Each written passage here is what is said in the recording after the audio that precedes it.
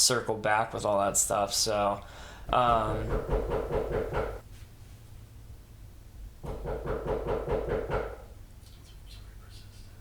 Go away.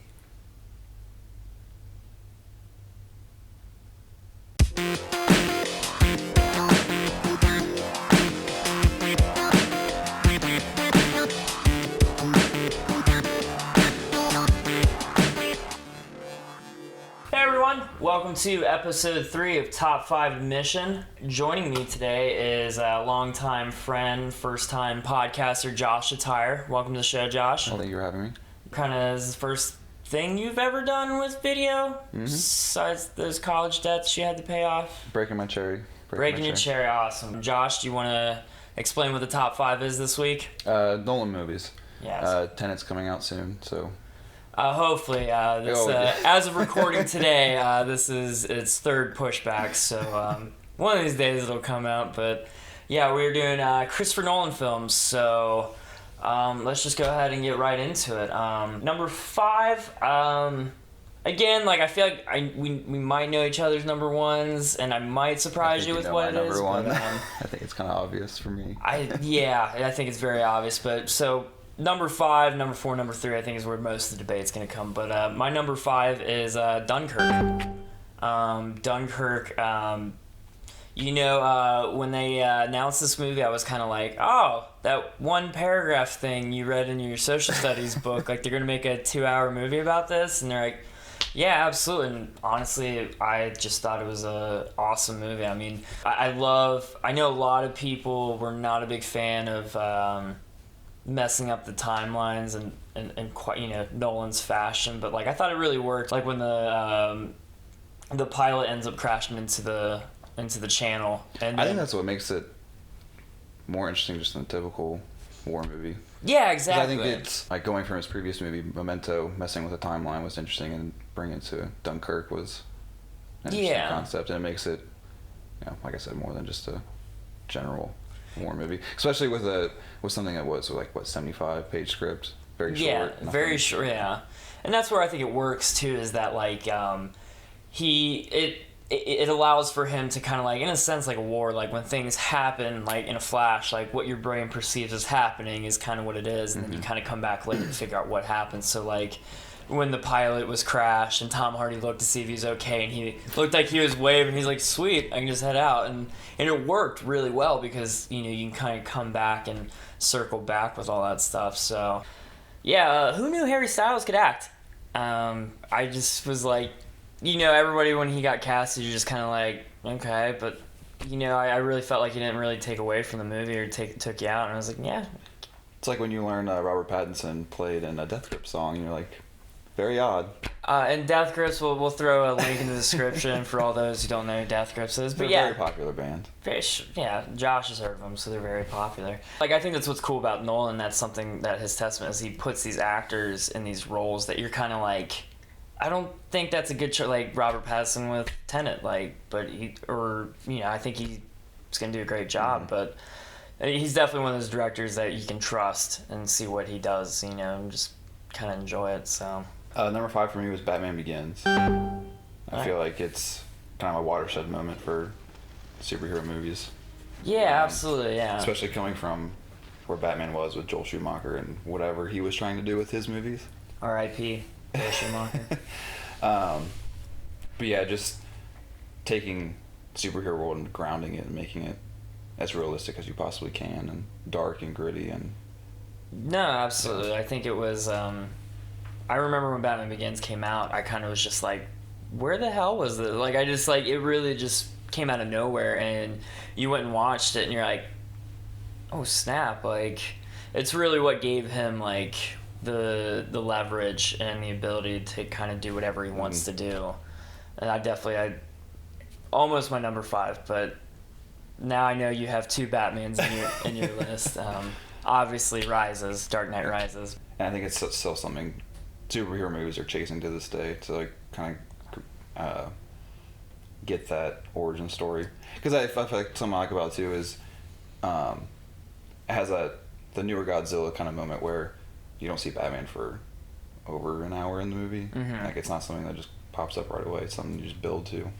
You build to, yeah, exactly. And I think that they do that well because it's like it adds a little bit more personality to Bruce Wayne and Batman. Because like when you watch like Tim Burton's Batman, like he's already been Batman for like a couple of years or so, and you're just kind of like, this one was, it was really cool to see like what his roots were and how he was going to decide things later on in his Batman career.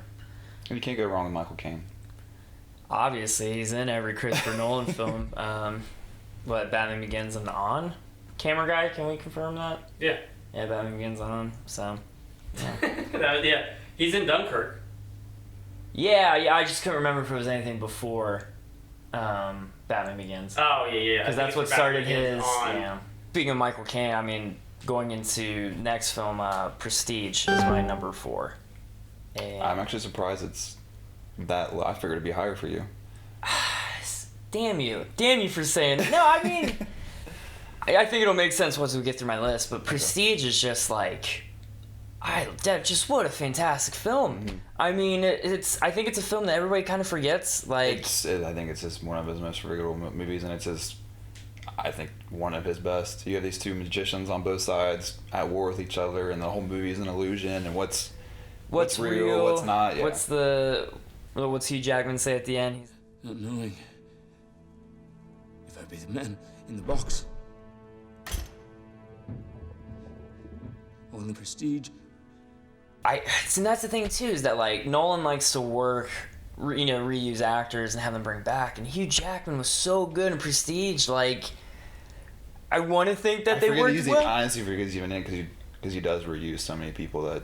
Exactly, yeah, and Scarlett Johansson too. Like, I would love to see them come back in a Nolan film, but yeah, they really just.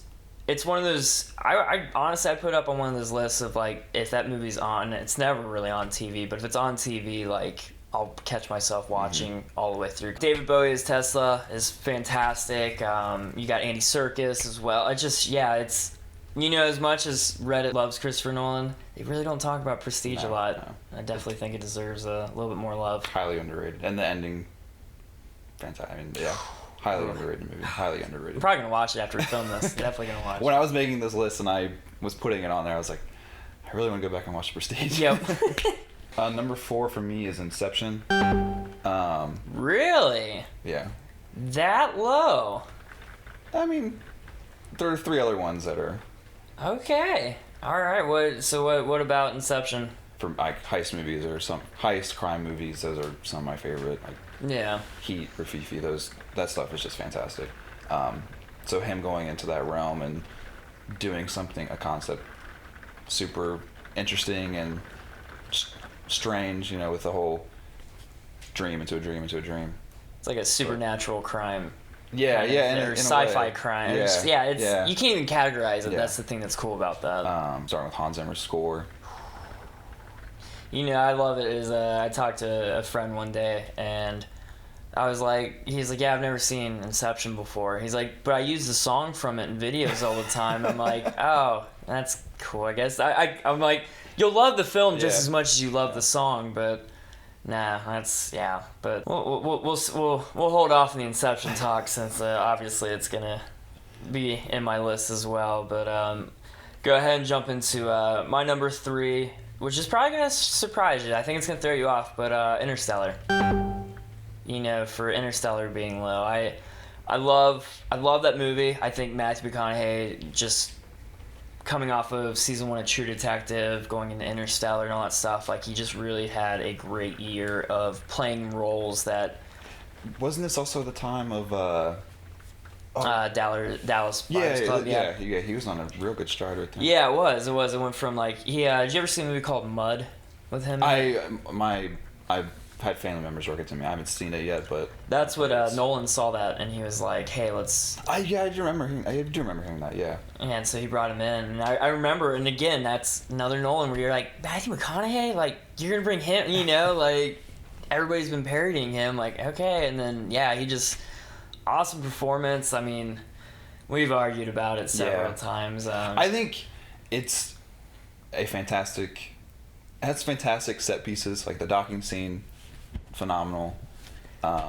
going through the black hole. Yeah, the Tesseract. Yeah, that's all fantastic set pieces, but I think my biggest problem with it is it's more of a this I meant to say this when we were talking about Dunkirk, is one of the reasons why I like it a lot is it's a show, don't tell. It just shows you what's kind of going on. It doesn't tell it. That's my problem with Interstellar. They feel like it tells you everything that's going on in the movie, and it's very, very heavy. Explaining. Instead of just letting you visualize it and just see it. It's kind of like where 2001: Space Odyssey doesn't tell you enough, but then Interstellar tells you way too much. And I get that. I think it's definitely, I could see Nolan though just being too scared of being too abstract, possibly with it, and at the end of the day, like, hey, you need to make a blockbuster, and he's like, okay, I don't know, but it is. I think that might be Hans Zimmer's best score. I think I catch myself listening to that one more so than all the others, but cast, characters are great. I think the thing I don't really care as much is like some of like the like when Topher Grace like kind of pops in, you're like what are you doing, buddy? Like, but no, it's. I think it was a great film. I think I think you're right though. I think that's probably why in the middle of my list is that I think that they over-explain stuff. They don't allow you to kind of come up with your own meanings from the movie. But still a fantastic film. Still enjoy it. But number 3 for me, Dark Knight. Not Rises, just Dark Knight. Are you sure? Yes, just Dark Knight. Rise is pretty damn good. Again, just expanding on what Batman Begins did. Just super. I mean, and adding in Heath Ledger. I mean, you can't really. Another actor that he cast, and you're just like. I remember when he was casted, non-stop downpouring of hate on it. Oh my god, yeah, I remember he did. I love the promotion for The Dark Knight because they had this thing where like it was like connecting Harvey Dent's campaign, and like you had to like throw in your email, and every time you put in an email, like a tiny square would pop up on a website. And I remember me and my brothers just kept trying to figure out what the fuck it was. We kept trying to see if there's any mystery to it, and then you realize that like the more people that like clicked and signed up and like I believe in Harvey Dent thing, it started to reveal Heath Ledger's the first picture of Heath Ledger in the makeup. That's super cool. And yeah, and it was just like that. Yeah, what a great film. Join us after this episode and we'll do a Facebook Live of us watching all of Christopher Nolan's films. Skip the following though. We'll skip that one. Spoiler, that's not in my top 5. Are you sure? Yes. It's the only criterion he has. It's the worst one. God. But we'll just go ahead and go to number 2. My number 2 is Dark Knight. Dark Knight, just like you said, it's just I think you said Batman Begins is like what everybody kind of comes back to with superhero movies, and I agree, like origin status for sure, but like Dark Knight, like it is hard to beat that film. Like that to me, like if we had to do like another top 5 like movie experiences, like that would have to be kind of high on my list of going and watching that film and seeing everything that happened in that film. Like it's just something else I think I like about the Batman trilogy, the Dark Knight trilogy, is that I think each of them can kind of stand on their own. They don't rely on the previous one. Because, funny enough story, I didn't even see Batman Begins, and the night Dark Knight came out, people, like, I had a few buddies like, oh, you want to go see Dark Knight? You want to go see Dark Knight? I'm like, I've never seen the first one, but whatever. So I went in completely blind, not even seeing the first one, and still... Really? Yeah, never seen Batman Begins, just went straight into Dark Knight. Damn. I mean, like, were you just kind of, like, trying to figure out who was playing Batman? Like, you're like, who is that guy? Where have I seen that guy from, you know? Oh, he's the machinist guy. That's pretty cool. The dude. Oh, yeah. The skeleton guy. I can't believe you didn't see Batman Begins before then. Really? I'm, like, so shocked by that because it's just, like, that movie was such a hit and it was just everywhere when Batman Begins came out that... Yeah, so, yeah, I mean... Dark Knight was hard to not put at number 1, but I definitely had to put that at number 2. I think the thing that holds back Dark Knight a lot is after Heath Ledger's gone, after the Joker's gone from the movie, I think it bogs down and kind of falls apart. Like, I don't think Harvey Dent carries the movie as well.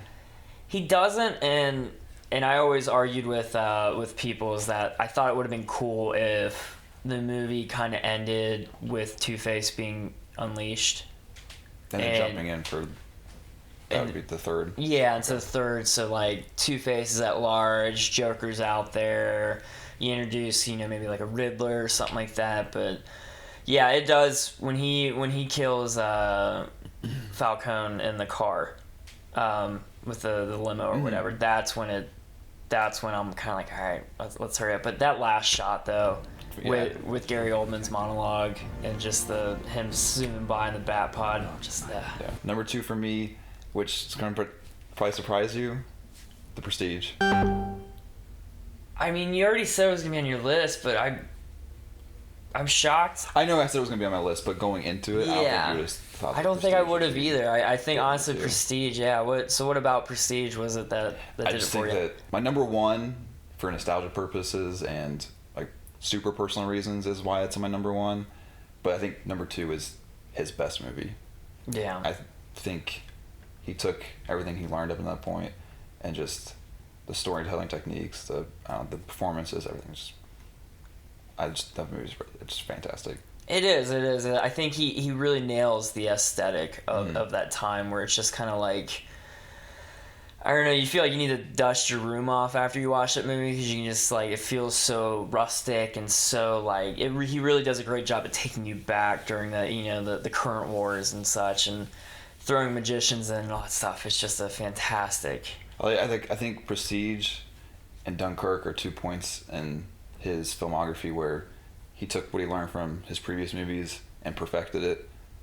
So like the storytelling techniques in Prestige perfected it, and then Dunkirk, it was kind of coming off of Interstellar. I know a lot of people were like, what I was saying earlier is that you're telling people everything, you're not just showing it, and then he perfected that in Dunkirk with we're just going to show you and not tell you. I think that's like 2 points in his career where he kind of perfected his filmmaking.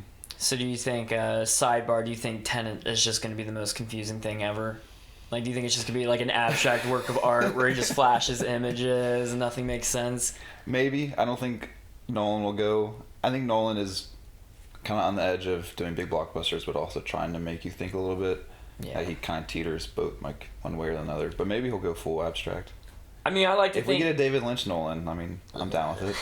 I think he's like, if you put like Kubrick and Hitchcock together, I think that's what he wants to be, is those two, the master of suspense, but also, letting the frame tell the story and letting the picture tell the story. But no, I can't argue with Prestige at number 2. I kind of honestly would probably put Prestige up a little bit higher just after talking about it. But all right, so number 1, obviously Dark Knight Rises. I thought you were going to go with the following.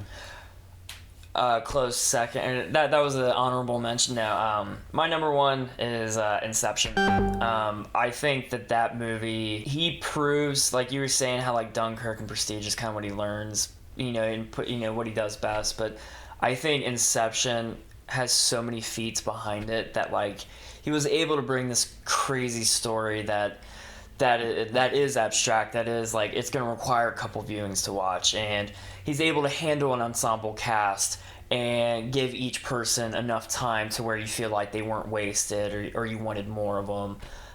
Score is fantastic. Has one of my favorite scenes ever with the hallway scene. Elevator hallway scene. And I'll be honest, I'll be the first one to admit, I didn't like Inception the first time I watched it. I was gonna say something because I remember when I saw it the first time, I talked to you about it. Yeah, it was I remember you saying you not liking it. It was. I always had problems with how they handled Collard's character, his wife. Mm-hmm. She just came off as very like unpersonable. Like she just came off as very like I didn't really care for her. And I think that's the only bit that I don't like about that movie. So like when he was like, I miss my wife, I'm like, yeah, she keeps trying to fuck up everything. Like why the fuck would you want? I don't know, but I think that's a movie where it doesn't tell too much like Interstellar, mm-hmm.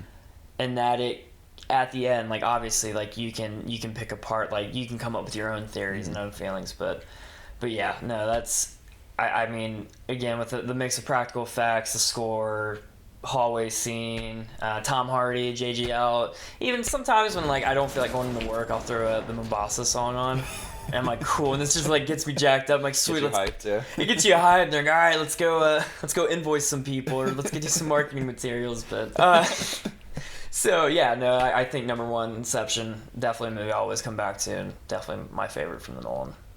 I think what my number one's going to be Memento. I feel like it's kind of cliche now because it's kind of like the movie that everyone's like, oh, have you seen Memento?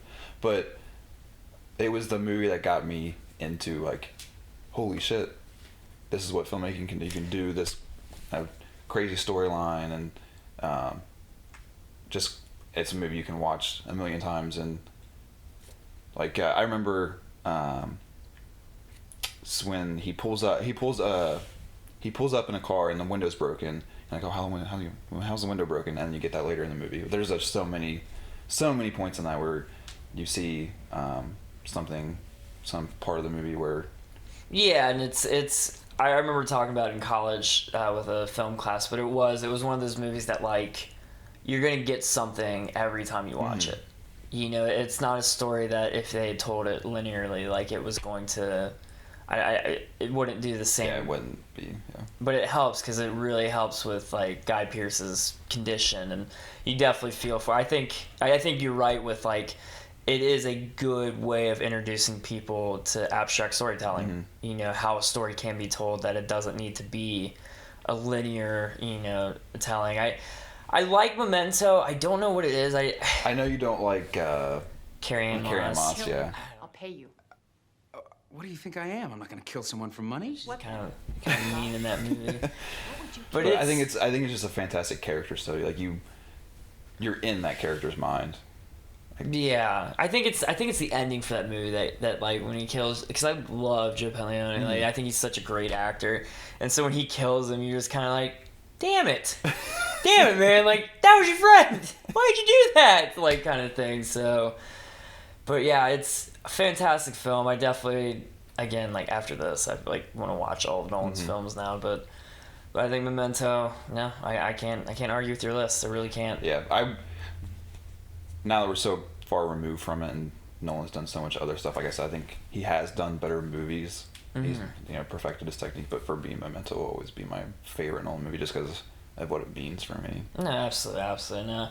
Now this will be unusual episode at least because with Tenet coming out. But what do you think about Tenet? How do you think it's gonna go? I'm very much of a person who, if you tell me that if you tell me Fincher's coming out with a new movie, or Nolan, or if someone I like is coming out with a movie, I don't care what it is or what it's about. I will go see it as long as I'm interested in who's making it. So from what I know about it, it looks super interesting. I'm super excited for it.